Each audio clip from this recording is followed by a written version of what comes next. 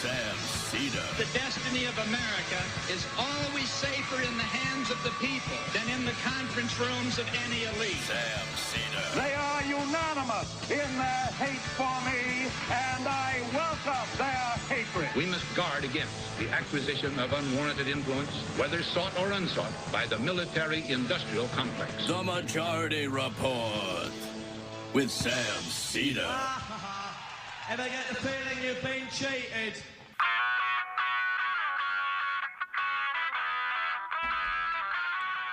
It is Monday, August 1st, 2022. My name is Sam Seder. This is the five-time award-winning Majority Report.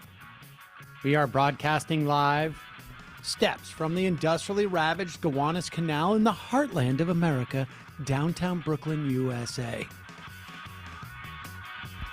On the program today, having trouble reading this, sorry. Bear with me. Here we go.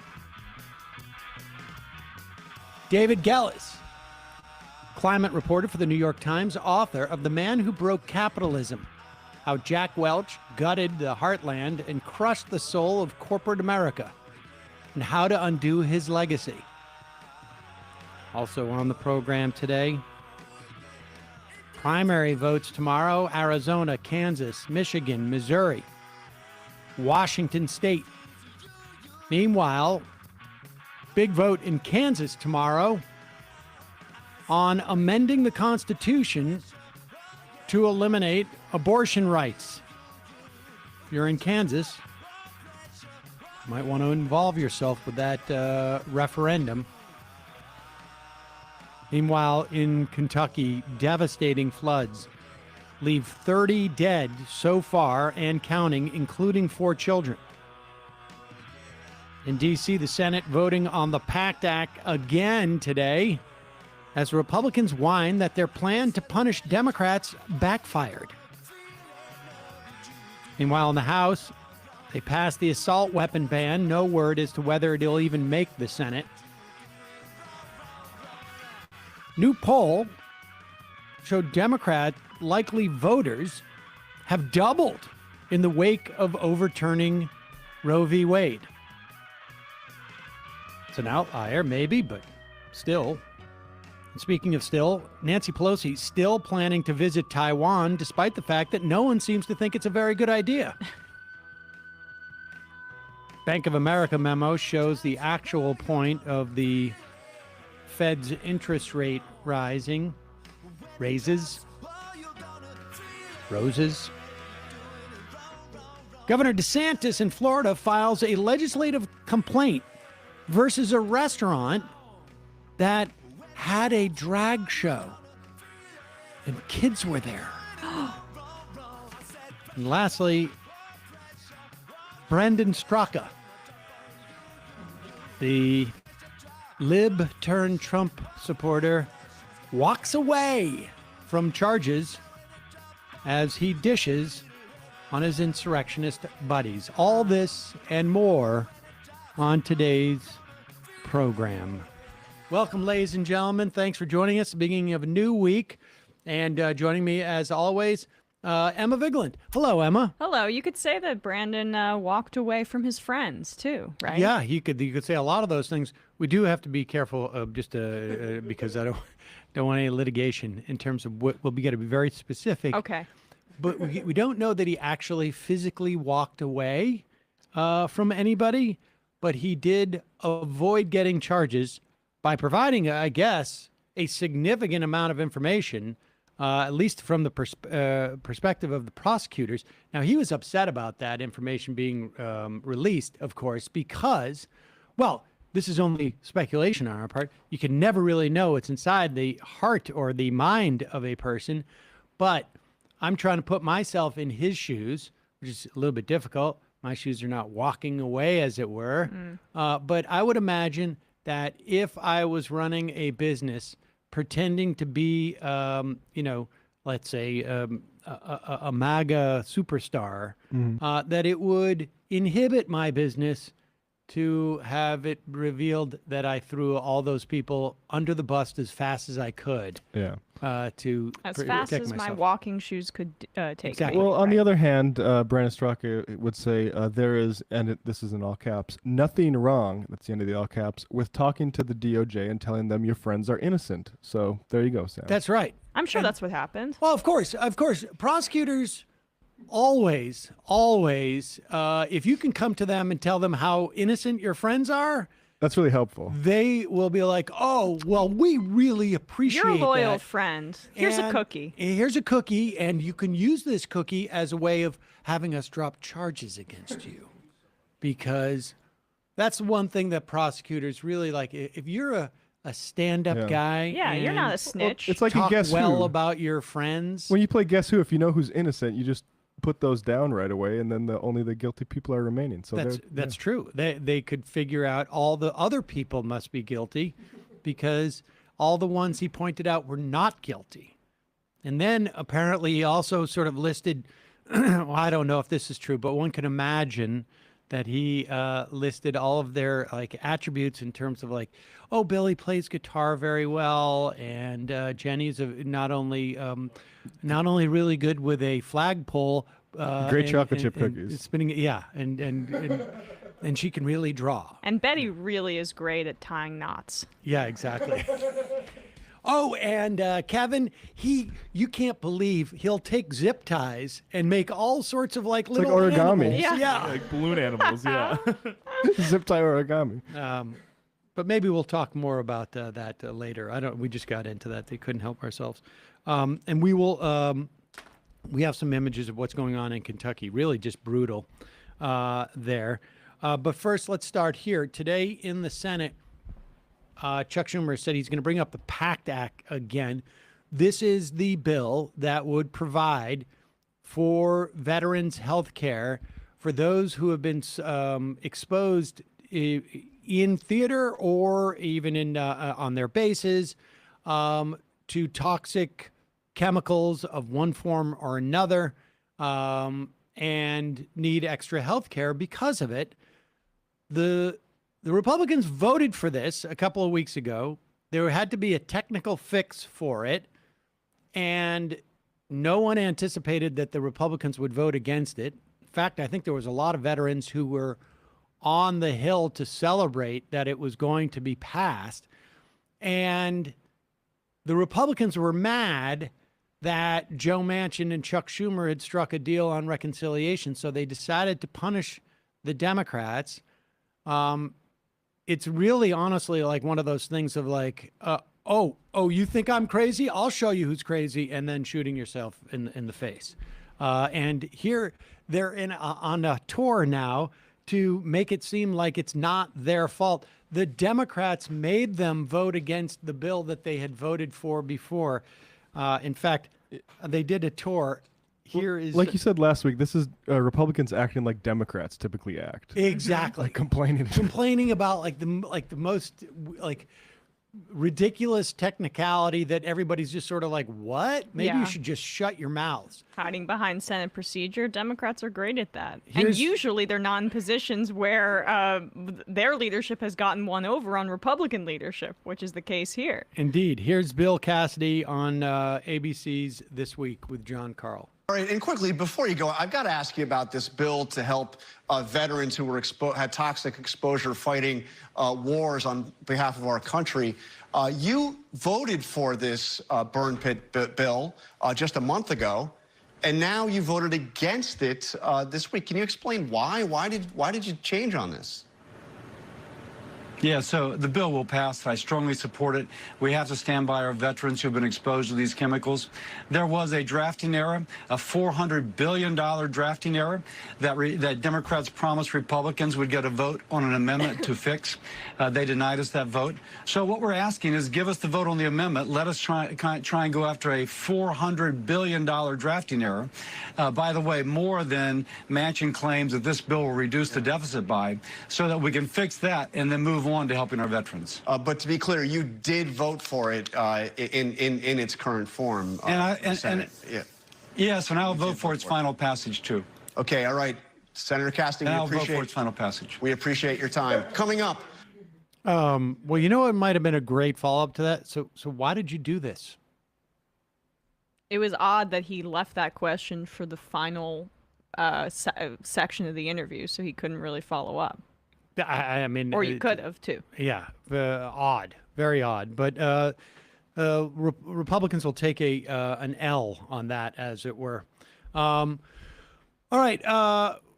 We will get in just a moment to David Gellis. He's the climate reporter for the New York Times, author of The Man Who Broke Capitalism, How Jack Welch Gutted the Heartland and Crushed the Soul of Corporate America. But first, a couple of words from our sponsors. The hot summer months are here, and you got to stay hydrated. 1 stick of liquid IV in 16 ounces of water hydrates you 2 times faster and more efficiently than water alone. Plus, liquid IV products taste great with 10 refreshing flavors that really sound like summer, from lemon lime to Concord grape to tropical punch, or what I am having today, watermelon. Yep, I know. I got off my tangerine kick and I moved into the watermelon flavor just 'cause. Wow. Yep. Liquid IV contains 5 essential vitamins: B3, B5, B6, B12, and vitamin C. And with Liquid IV, you get 3 times the electrolytes of traditional sports drinks. Liquid IV is made with premium ingredients, no GMO, free of gluten, free of dairy, free of soy. The science of cellular transport technology is what makes Liquid IV so effective. It's designed to enhance rapid absorption of water and other key ingredients into the bloodstream.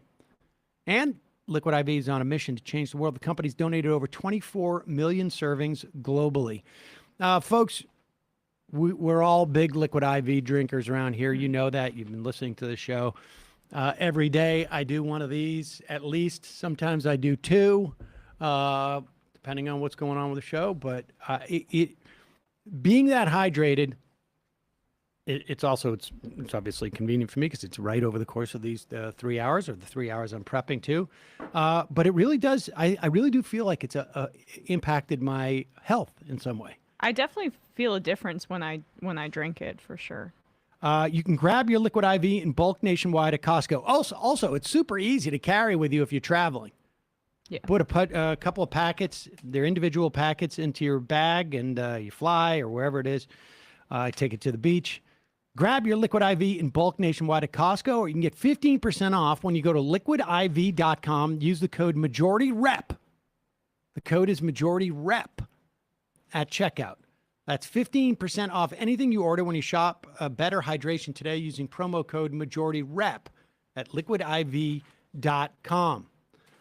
Also, leaving your house, leaving your office, always a huge pain, particularly in this hot and humid and sweaty days. It's like 90 degrees in this city for 2 weeks straight, maybe 3 weeks it felt like. Well, now you don't have to go at least to the post office. Why is that? Because Stamps.com is your 24/7 post office that you can access from anywhere, so you can skip the headache with Stamps.com. For more than 20 years, Stamps.com has been indispensable for over 1 million businesses. With Stamps.com, you get discounts you can't find anywhere else. They give you 30% off of USPS postal rates, that's U.S. Postal Service rates, and 86% off of UPS. Stamps.com seamlessly works with Shopify, Amazon, Etsy, eBay, and more. Oh, I should get Mila to do this with her Depop stuff. She pays so much on fees to that store for their shipping labels, and by she pays, I mean I pay. You pay.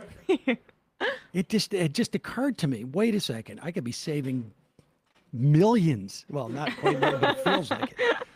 And the thing is, all you need is your regular computer and your printer. You don't need any special supplies or any special equipment.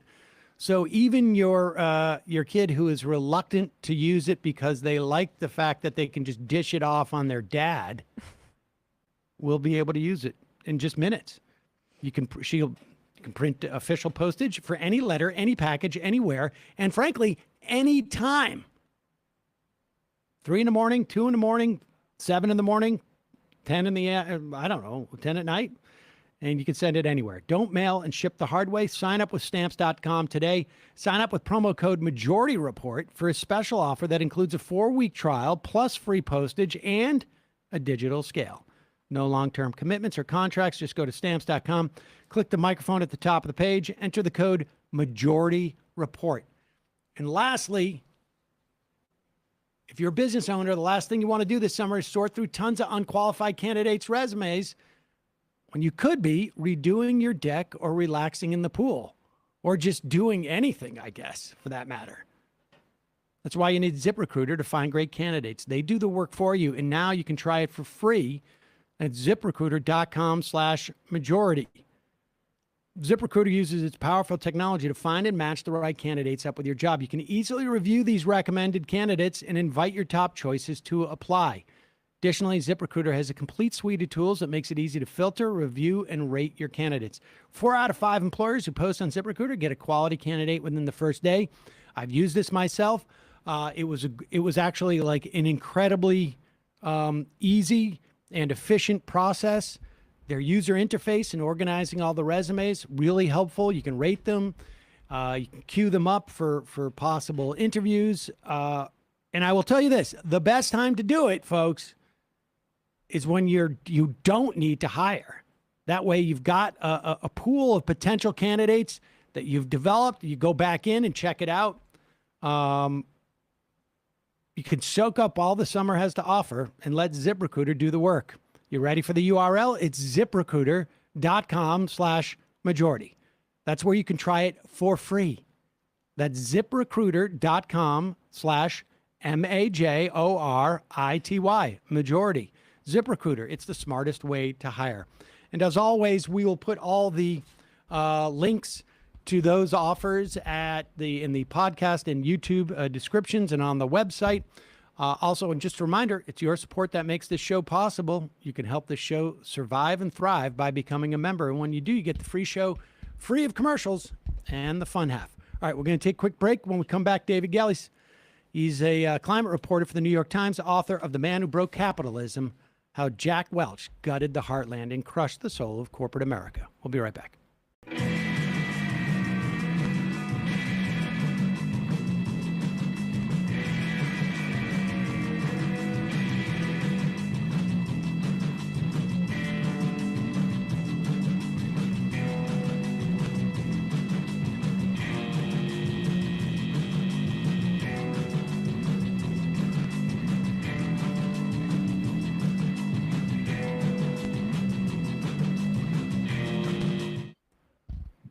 We are back. Sam Seder, Emma Vigeland, and joining us, David Gellis. He is the climate reporter for the New York Times, author of The Man Who Broke Capitalism, How Jack Welch Gutted the Heartland and Crushed the Soul of Corporate America, and How to Undo His Legacy. Welcome, David. Thanks for joining us. Thanks for having me. Well, why Jack Welch? Two reasons, two things led me to write this book. The first was that before I joined the climate desk, I wrote the corner office column for the New York Times. And during the last 5 years, I interviewed hundreds and hundreds of CEOs. And during all those interviews, one name kept coming up, and it was Jack Welch. And that just bugged me, right? That was like, why is this guy who retired 2 decades ago living rent-free in the minds of these CEOs today? And so that bugged me. Then I came across a story that brought it all home. I was one of the 2 reporters at the New York Times that covered the Boeing crashes and the aftermath.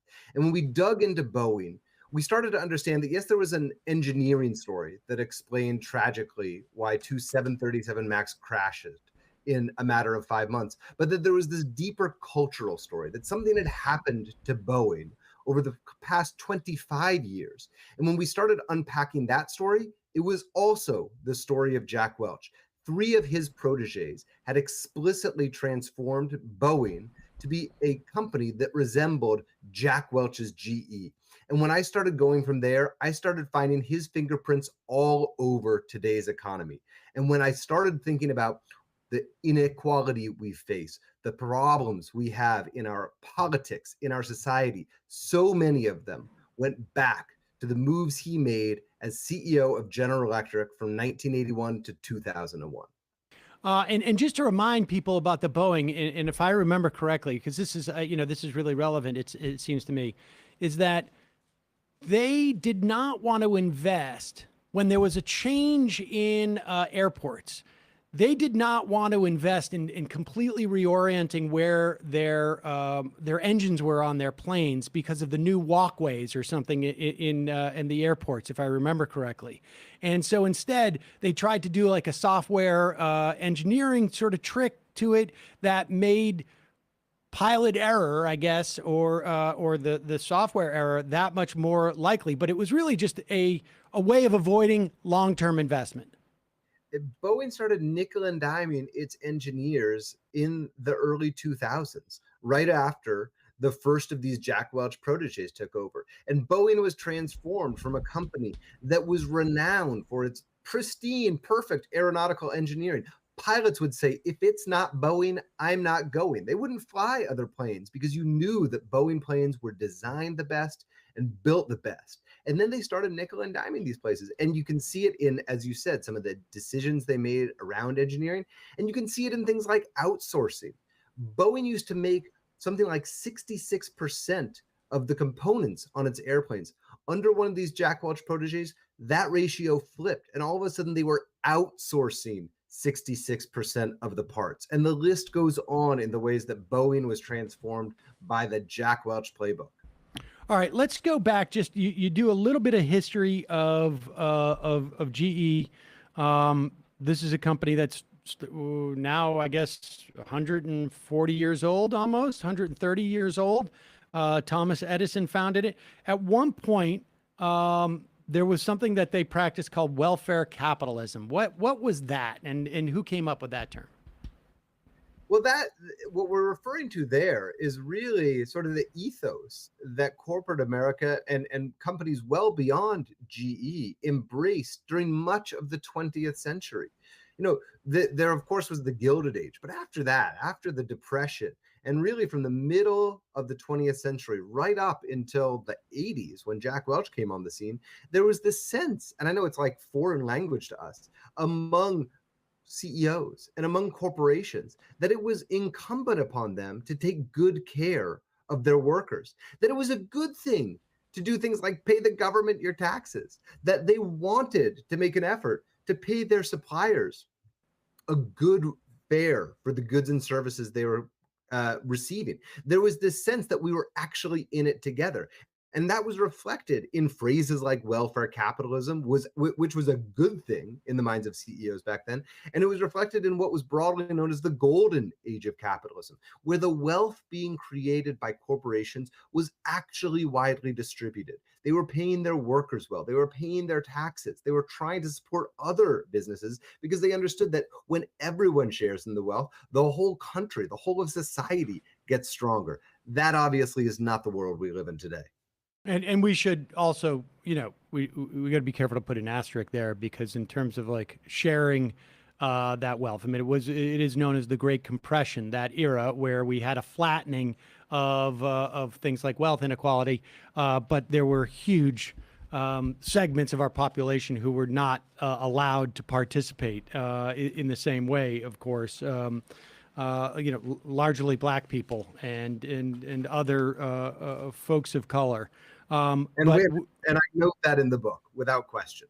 I don't want to oversimplify. This of course, this is not Pollyannish here. All right. So, one other thing happened in the early '80s, which was the Reagan Revolution, and this was the ascendance of Milton Friedman is been on the scene for quite a while. He was sent down to help Pinochet create a free market, heaven there. So, I mean, is Jack Welch indicative of, like, I mean, he feels like he may have pioneered some of these things, but it seems to me, none of what he could have done could he have done in a different era, it seems to me. Is that accurate? I think there's truth to that. The argument I make is that Friedman and people like Friedrich Hayek, they laid the intellectual groundwork for this Welch revolution. And recall, Milton Friedman famously wrote in the New York Times Magazine in 1971, a full 10 years before Jack Welch became CEO, that the social responsibility of business is to increase its profits. But no one acted upon it until Welch came along. No one had the combination of the gumption to actually do it, the platform of a company like General Electric, which was widely admired as the most respected company in corporate America, and the power of a company that at one point represented a full percentage point of GDP. And it was only when Welch got to GE and started implementing some of these things that had sort of been in the zeitgeist, but essentially unrealized for so long, that so much of the rest of the economy started to go along. And yes, the Reagan Revolution was happening at the same time, and Reaganomics was an enabler. President Reagan, it was under his leadership, his SEC essentially changed the rule around buybacks in 1984, 85, was it, that unleashed this gusher of companies being able to legally manipulate their own stock. And who was the first CEO to launch a major share buyback program? It was GE. Jack Welch in 1986 or 87, right when that law is struck, $10 billion straight to buybacks. No more to the workers, no more to the suppliers, forget the government. We're buying back our own stock in an effort to drive up our share price.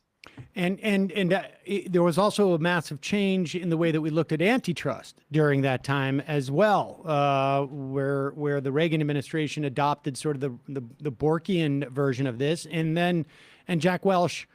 There was a figure that was astonishing, that in terms of how many companies he bought and sold, like on a monthly basis. 1,000 deals during the time of his tenure. That's a major merger and acquisition every single week for 20 years. And of course, he did that in an effort to just boost the bottom line. He explicitly wanted GE to be the biggest, the most valuable company in the world. He knew he couldn't do that through organic growth, so he did it through inorganic growth, buying up companies far afield from its historical industrial roots and taking the company into areas like finance and media, which were, of course, much more subject to all sorts of dangerous headwinds that would come back to bite the company later, and of course, undermine GE's longstanding tradition of quality engineering and great relations with its workers. I mean, and let's be clear, too, on what he would do when he would buy these companies, because this is really a story of extraction, it seems to me. He buys a company, he basically sells off or eliminates or fires all of those divisions of the company that aren't explicitly the one that is either making money or isn't somehow going to allow him to make more money, so that he can vertically integrate it with existing companies that he has in the portfolio. So all you're doing is essentially you're extracting value out of these things, and you're not really building anything, are you? He wasn't a builder, right? He wasn't an inventor. And if you look at the record of innovation at GE during his tenure, there's precious little to point to. The one real innovation that came out of GE in the 20 years he was there was CNBC, ESPN for the stock market. There was very little emphasis placed on creating new things of value. Instead, it was much more a strategy of looking to do what one exec in the book described to me as the Pac-Man model. Just go and gobble up other companies. And as you said, absolutely spit out and fire workers that are deemed not essential. He would say, fix it, close it, or sell it. And he also said, I want to be number one or number two in every industry we're in, which again speaks to that absolute lust for consolidation. Talk about the system of, I don't know what you would call this, management, I guess, that people refer to as rank and yank. And I'm also curious about Sigma 6, like how that functions. You can see sort of like some of that in 30 Rock. They do sort of parody some of that there. But I've had, some dealings over the years back in my entertainment days with some of those entities, and it was strange. But we'll talk about both those systems. Well, the first one that you mentioned is rank and yank. It was called stack ranking, rank and yank. Jack Welch euphemistically liked the term the vitality curve, which makes it sound like so virtuous and healthful. But in fact, what he's saying is, if you're a manager at my company, you have to sort your employees into three groups: A, B, and C players. A players are the top 20%. B players are that fat 70 middle, the mediocrity. And the bottom 10%, those C players, the people you deem the worst at their jobs, they have to be fired every single year. So it didn't matter how good the company was doing. It didn't matter if actually there were no C players in a really, really humming division. You had to identify people and fire them. And what that did was absolutely erode the culture. It ruptured this long-standing belief amongst people who did get hired by companies like GE or IBM or Procter & Gamble that they had a pretty something close to a good job, one that they could count on until retirement, as long as they didn't totally screw up. And what it also did is make employees fight with one another. Someone was going to have to be in that bottom 10%.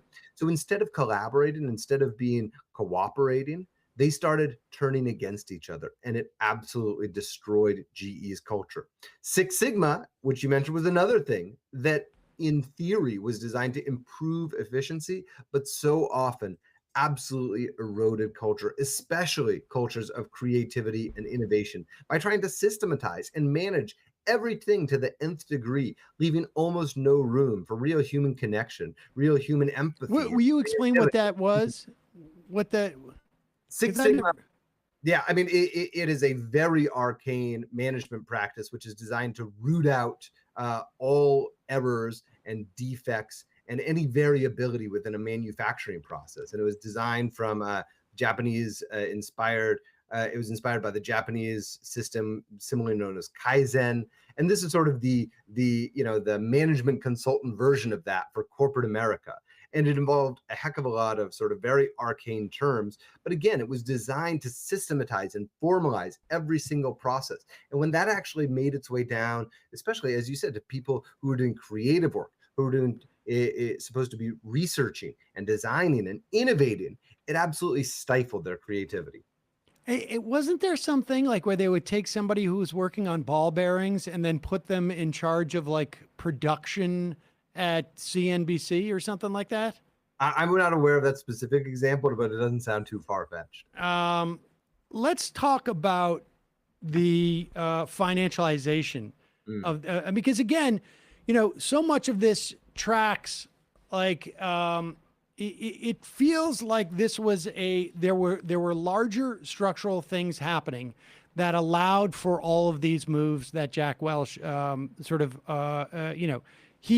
he saw these opportunities quicker maybe than anyone else, but they were structural. It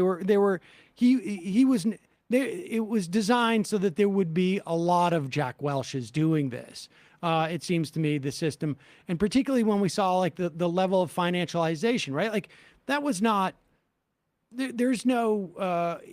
The company became less about building or making things than it did about like just financializing things. Again, this wasn't the weather that was just happening. This was his plan all along. Even before he became CEO, he was in charge of this little unit called GE Capital, and he understood the potential there. And in his memoir, he says something like, I was amazed when I got a hold of the finance division because after spending so long trying to bend metal, I realized how easy it was to make money with money.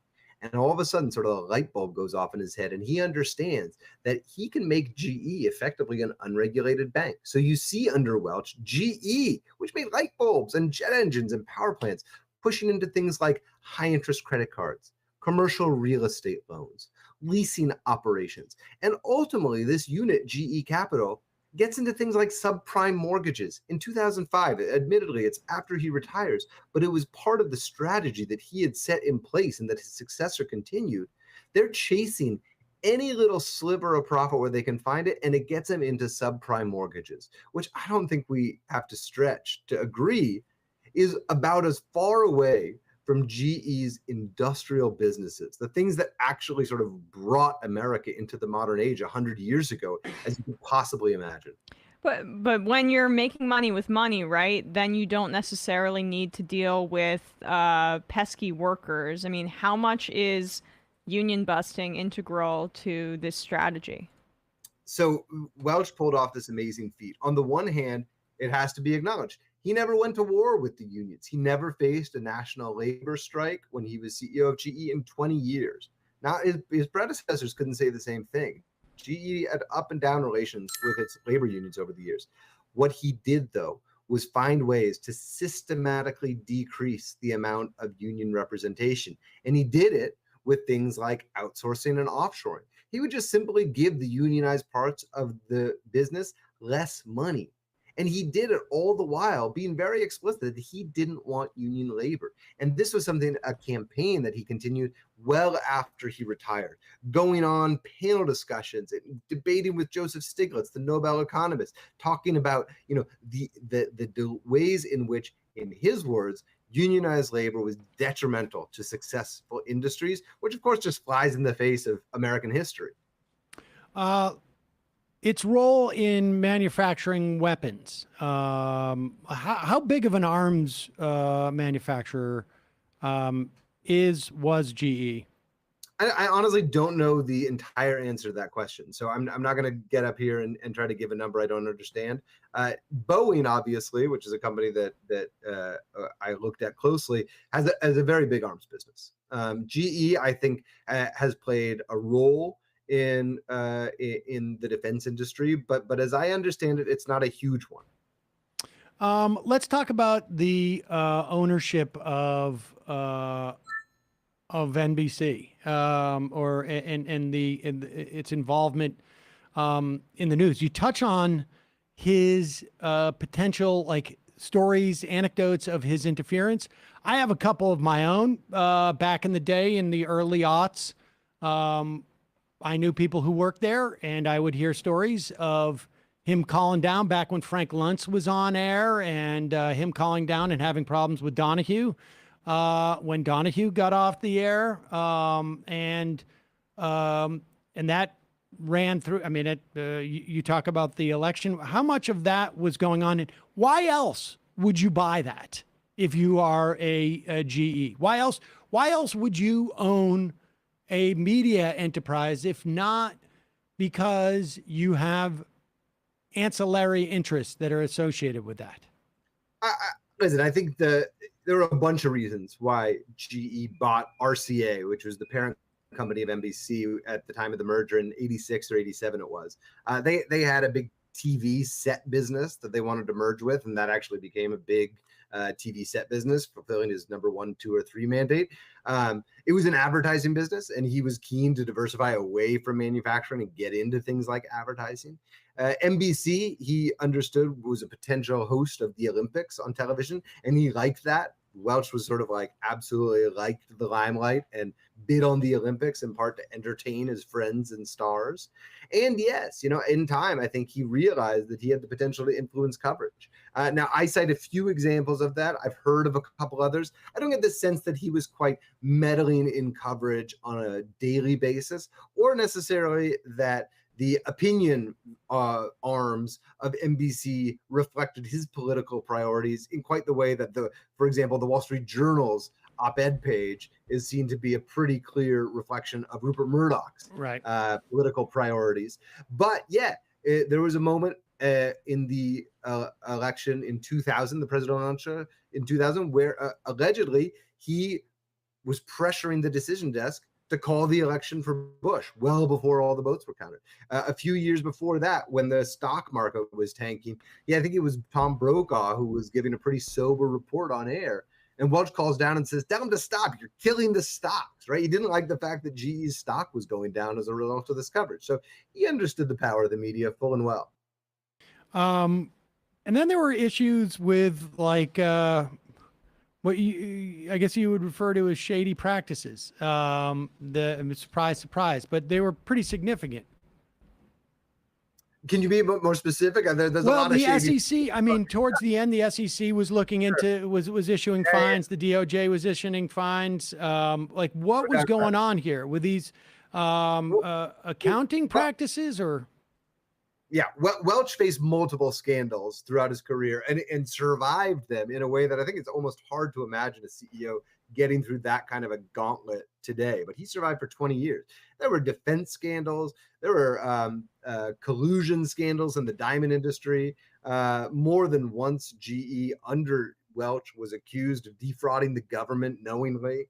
And all of these things you could see in the settlements and the depositions, sort of the hallmarks of this absolute focus on increasing profits at all costs, coming right down from the top to the people who were actually committing the crimes. Now, after he left, the scandals continued to rack up. And on the accounting side, what happened was GE Capital, which we talked about earlier, became a vehicle, an instrument that the parent company could use to essentially manipulate its earnings, to smooth out its earnings. A few days, a few weeks before each quarter would end, it would look at the number that that analysts on Wall Street were expecting it to report, and it would make deals, fire people, take charges, find profits through GE Capital, whatever it needed to do to make those numbers look just right and keep the stock on this absolutely inexorable march upward.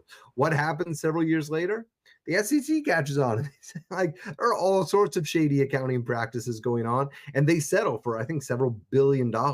Now, that settlement, important to note, pertained to periods, I think, from 2003 to 2005, so just after Welch retired. But in the settlement, they note that these practices, these same sort of things, look to have been well established, and the implication was clear.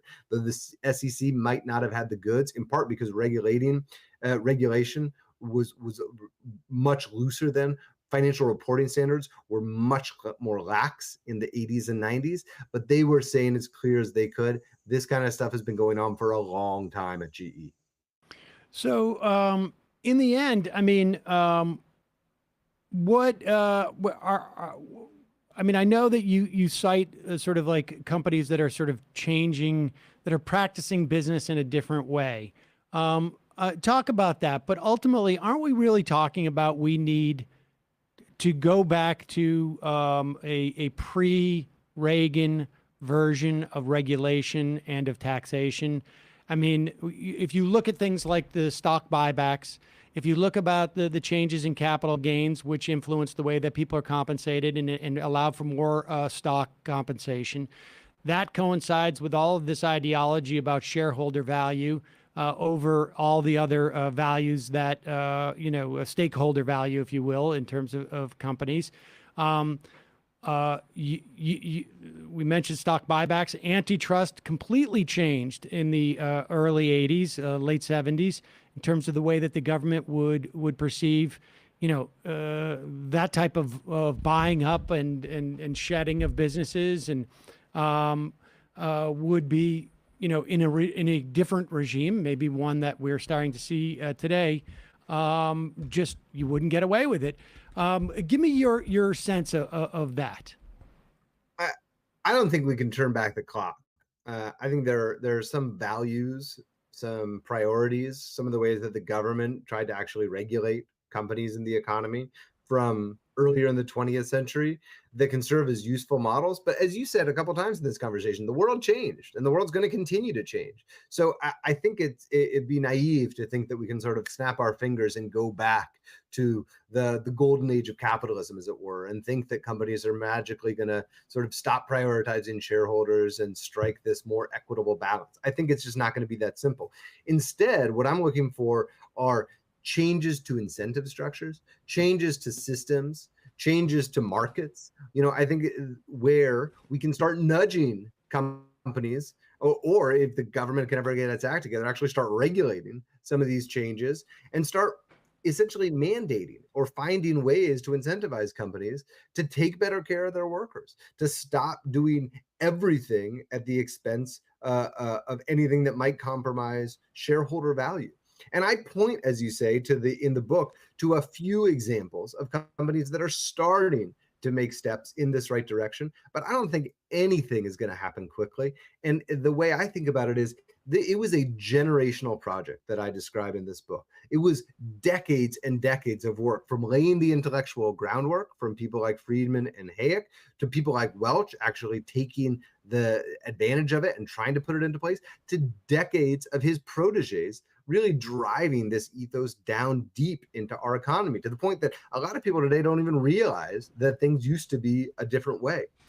Similarly, I think it's going to be a generational project. I think it's going to take decades of work to really create a more equitable economy. I wish it could happen faster. Anything that can nudge things along in the right direction, I'm all for it. But the reality of how big these problems are, the reality of how entrenched some of these systems are, suggests to me we are looking at decades of work ahead of us.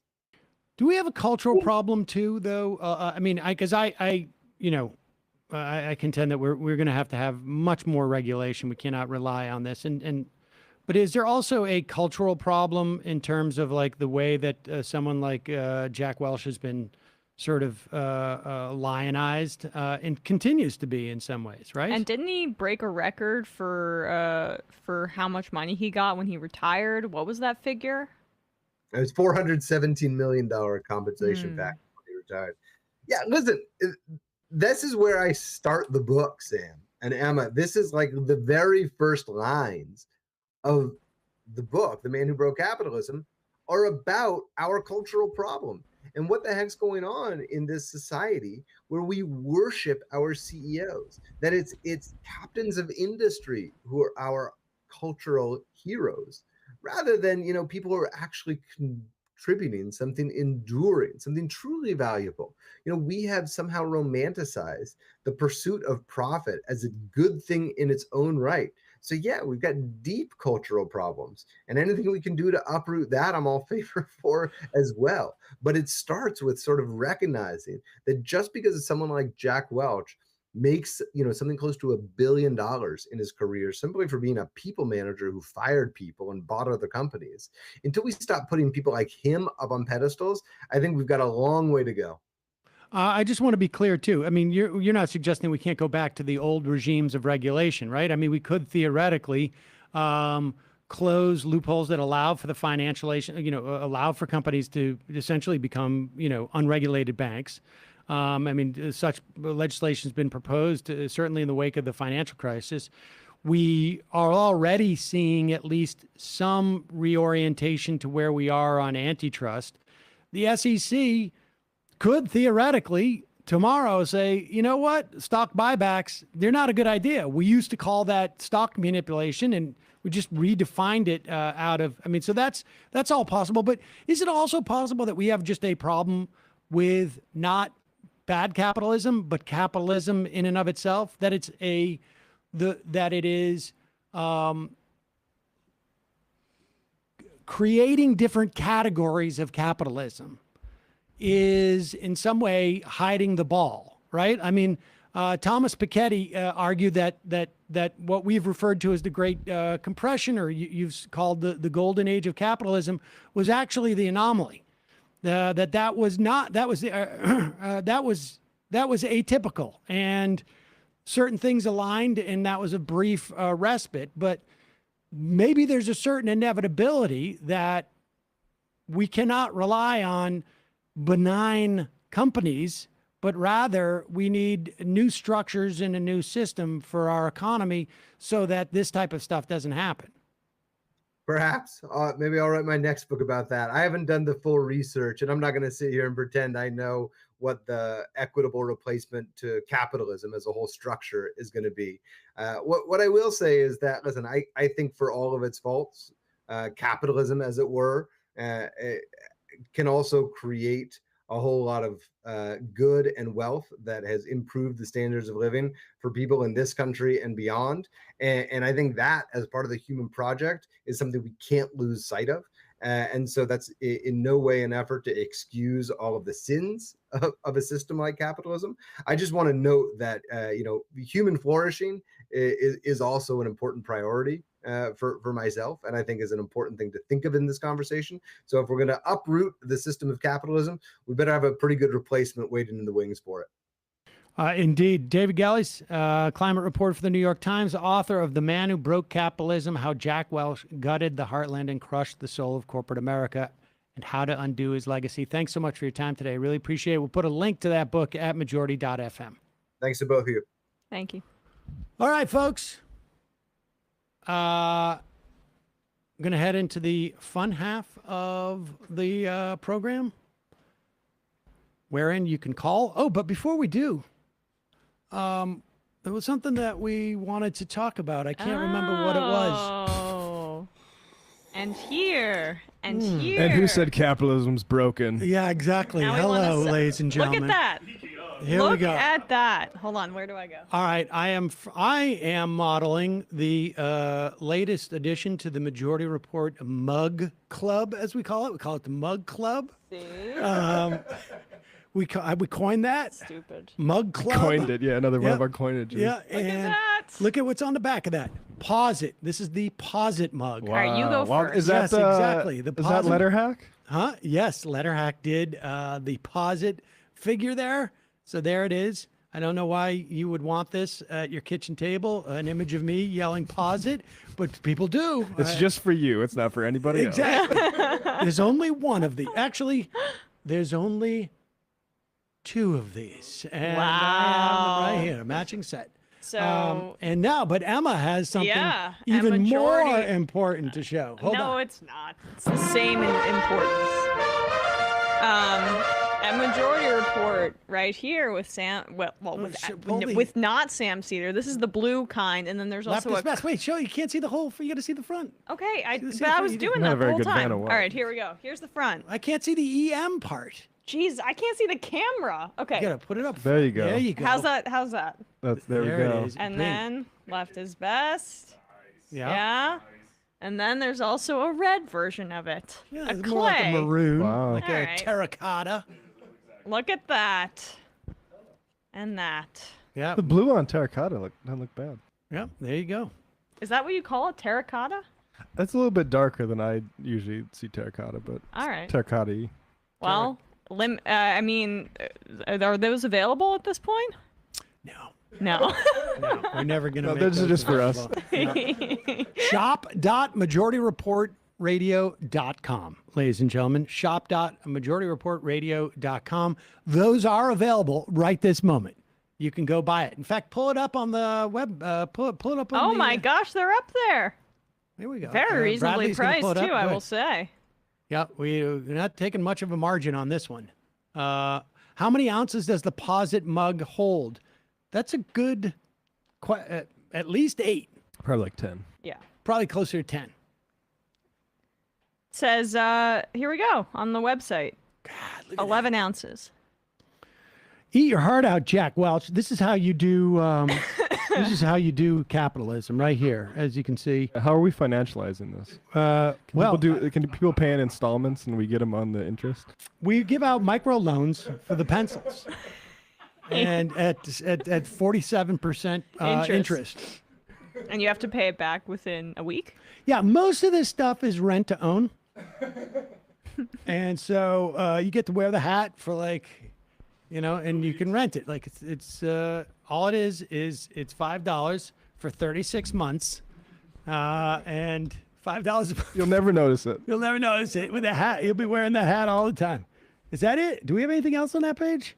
We can scroll down. Yeah. We Okay. got a Oh my God! bunch. Look at this.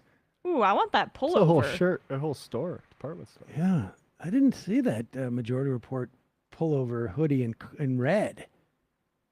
I didn't know about that. We should get one of those for Saul. That's all he wears now. Hoodies. All he wears. Hey, they're cool. Yeah, yeah, that was cool. about me at that age too. I think he'll be doing that till he's about 32. I think.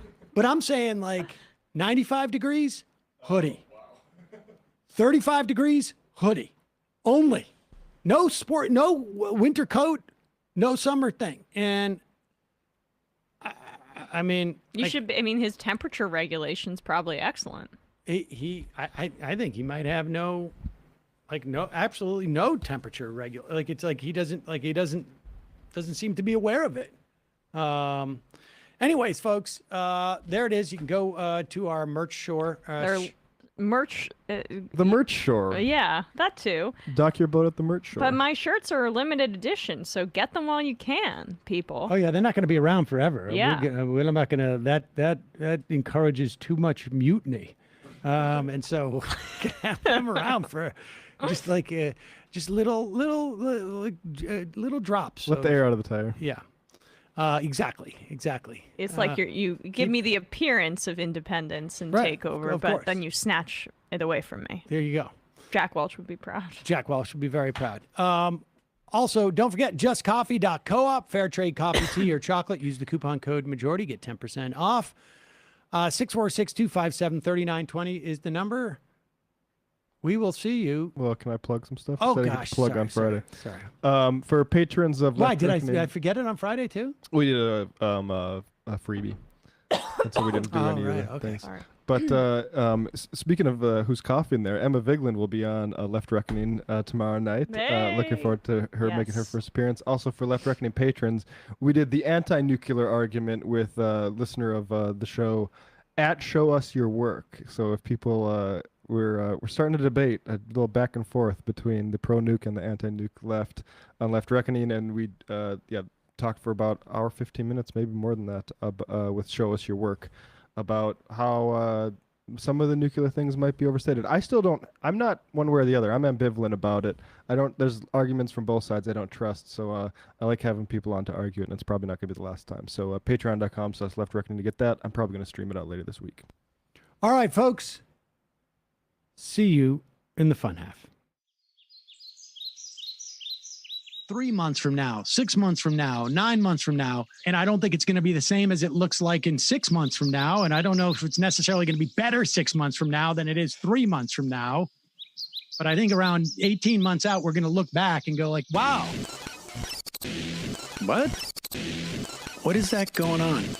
It's nuts. Wait a second. Hold on for a second. The Majority Report. Emma, welcome to the program. Hey. Matt.